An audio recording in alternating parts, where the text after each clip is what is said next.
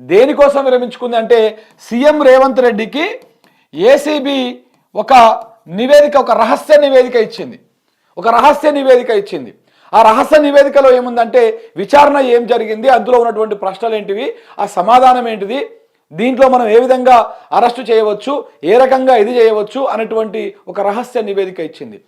ఏసీబీతో పాటు ఇంటెలిజెన్స్ విభాగం కూడా ఒక రిపోర్ట్ని ముఖ్యమంత్రి గారికి అందజేసింది అన్నమాట. ఇందులో కూడా మీరు అరెస్టు చేయడం వల్ల బీఆర్ఎస్ పార్టీకి మైలేజ్ రావడము, బీఆర్ఎస్ పార్టీ ఇంకా బలంగా ప్రజల్లోకి పోవడము, ఈ అంశాన్ని ప్రస్తావిస్తూ ఆ నాయకులు ప్రజల్లోకి ఇంకా బలంగా పోతారు తప్ప ఇది ప్రభుత్వానికి ఏ రకంగా కూడా మంచి కాదు. దాంతోపాటు కాంగ్రెస్ పార్టీకి తీవ్రమైనటువంటి డ్యామేజ్ అవుతుంది. ఈ డ్యామేజ్ని మీరు కంట్రోల్ చేయాలంటే ఇలాంటి ప్రయత్నాలు చేయకండి. ఇప్పుడు చేస్తే మాత్రం 100% డ్యామేజ్ అవుతుంది. ఇప్పటికే రైతులు గ్రామ స్థాయిలో రైతు బంధు రాక, ముసలోళ్ళు పింఛన్లు రాక, కళ్యాణ లక్ష్మి కార్యక్రమాలు సరిగ్గా జరగక, ఇవన్నీ కూడా ఏ సంక్షేమ కార్యక్రమాలు కూడా ఈ ప్రభుత్వం కాంగ్రెస్ పార్టీ ఏదైతే హామీలు ఇచ్చిందో, కాంగ్రెస్ పార్టీ అధికారంలోకి వచ్చిన తర్వాత ఆ హామీలను పూర్తి స్థాయిలో అమలు చేయలేదు, కనీసము అక్కడక్కడన్నా అమలు చేయలేదు. ఈ వ్యతిరేకత ఇప్పటికే ప్రజల లోపల తీవ్రంగా ఉన్నది. ఈ సమయం లోపల మీరు కనుక కేటీఆర్ను అరెస్ట్ చేస్తే ఇది ప్రభుత్వానికి చెడ్డ పేరు వస్తుంది, అలాగే పార్టీకి కూడా చెడ్డ పేరు వస్తుంది. ఇంకొక వైపు కాంగ్రెస్ పార్టీ హైదరాబాద్లో తీవ్రమైనటువంటి వ్యతిరేకతని చోటు చేసుకుంటా ఉంది, మూట కట్టుకుంటా ఉంది. హైడ్రా పేరుతోటి పేదల ఇండ్లను, మధ్యతరగతి వాళ్ళ ఇండ్లను వాళ్ళని కూలగొడతా ఉన్నది. సో ఈ కార్యక్రమం హైడ్రా పేరుతోటి రాష్ట్రంలో రియల్ ఎస్టేట్ వ్యాపారం కూడా డమేల్మని పడిపోయింది.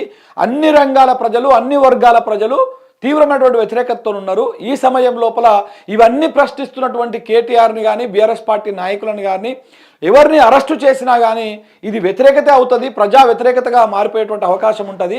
మీరు ఎన్ని చెప్పినా కానీ ఇది ఈ రకమైనటువంటి చర్చకు దారి తీస్తుంది అనేటువంటి రిపోర్టుని, ఒక రహస్య రిపోర్టుని ఇటు ఏసీబీ కానీ, ఇటు ఇంటెలిజెన్స్ విభాగం కానీ ముఖ్యమంత్రి రేవంత్ రెడ్డి గారికి ఇవ్వడం జరిగింది. మీరు ఒకసారి అబ్జర్వ్ చేయండి. మొన్న సాయంత్రం 9వ తారీఖు నాడు సాయంత్రము కేటీఆర్ విచారణ అయిపోయిన తర్వాత భవన్కి వచ్చిర్రు, తెలంగాణ భవన్కి వచ్చిర్రు. ఈ భవన్కి వచ్చిన తర్వాత దాని పక్కన ఉన్నటువంటి కమాండ్ కంట్రోల్ రూమ్ అయితే ఉందో, పోలీస్ కమాండ్ కంట్రోల్ రూము, అక్కడికి ముఖ్యమంత్రి రావాల్సి ఉండే, ఎవరు రేవంత్ రెడ్డి గారు అక్కడికి రావాల్సి ఉండే, కానీ రాలేదు. వారు ఎందుకు రాలేదు? ఈ రిపోర్ట్లు అన్నీ వచ్చినాయి. ఒకవేళ కనుక రిపోర్ట్ ఆయనకు అనుకూలంగా వచ్చి ఉంటే కేటీఆర్ని అరెస్టు చేయాలి, ఇయాలనో రేపో అరెస్టు చేయాలని అనుకూలంగా వచ్చి ఉంటే ముఖ్యమంత్రి అక్కడికి వచ్చేవాడు.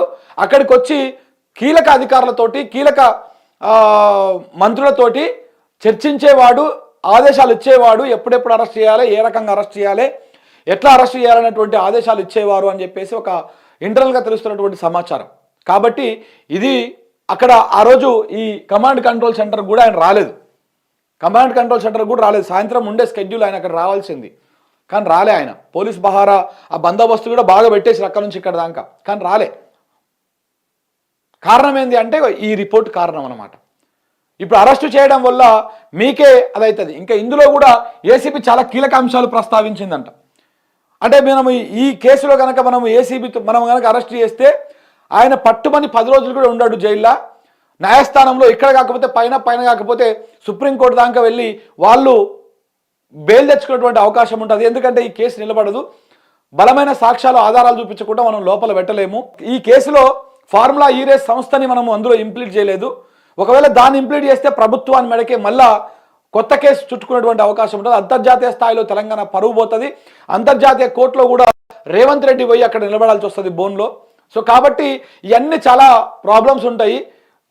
ఈ విషయంలో ఆచితూచి వ్యవహరించడమే బెటరు. కేసు నమోదైంది, విచారణకు పిలిచడము, ఇది బాగానే ఉన్నది.